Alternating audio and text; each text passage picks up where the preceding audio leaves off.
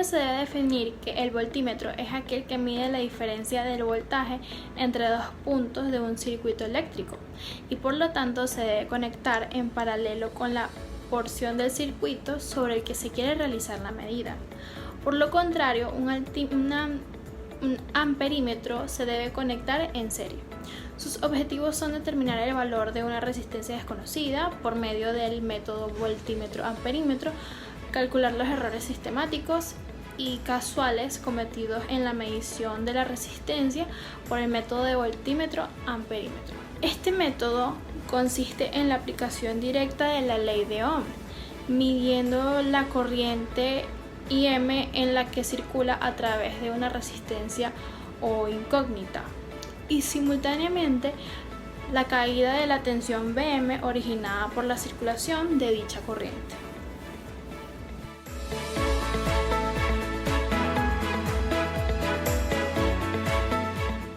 Como pudimos ver, los métodos de medición se pueden clasificar en dos métodos: directos o indirectos. Normalmente las medidas directas son más convenientes ya que son más rápidas que las indirectas.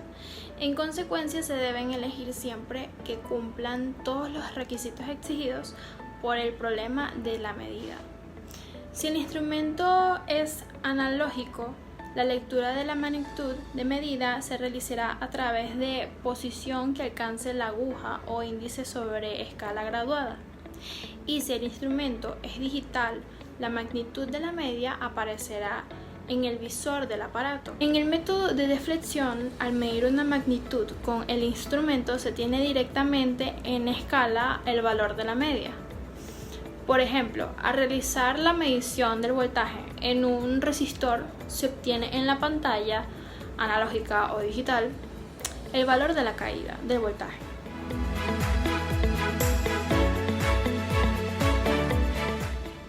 El puente de Weston es un instrumento de gran precisión que puede operar en corriente continua o alterna y permite la medida tanto de resistencias ómnicas como de sus equivalentes en circuitos de corriente alterna, en los que existen otros elementos como bobinas o condensadores.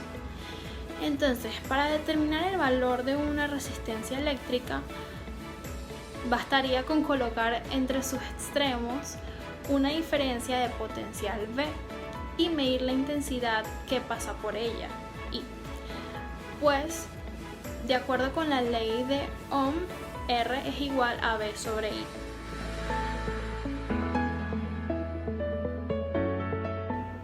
Entre las características más importantes está medir las resistencias desconocidas. El hilo se coloca sobre una escala graduada al que se pueda medir su longitud. Consta de una resistencia conocida sobre el hilo y otra resistencia la cual será encontrar en la otra rama. El puente es completo por un galvanómetro, el cual funciona como voltímetro o amperímetro. Todo esto se alimenta por una batería que posee una resistencia de calibración. La primera intensidad de corriente sale de la batería y al llevar al primer nodo, esta se divide en dos intensidades más. También el hilo puede operar corriente continua o alterna. Otra cosa es que permite la medida tanto de resistencias ómnicas como de sus equivalentes. La relación de resistencia se determina por la posición del cursor sobre el hilo de esta resistencia.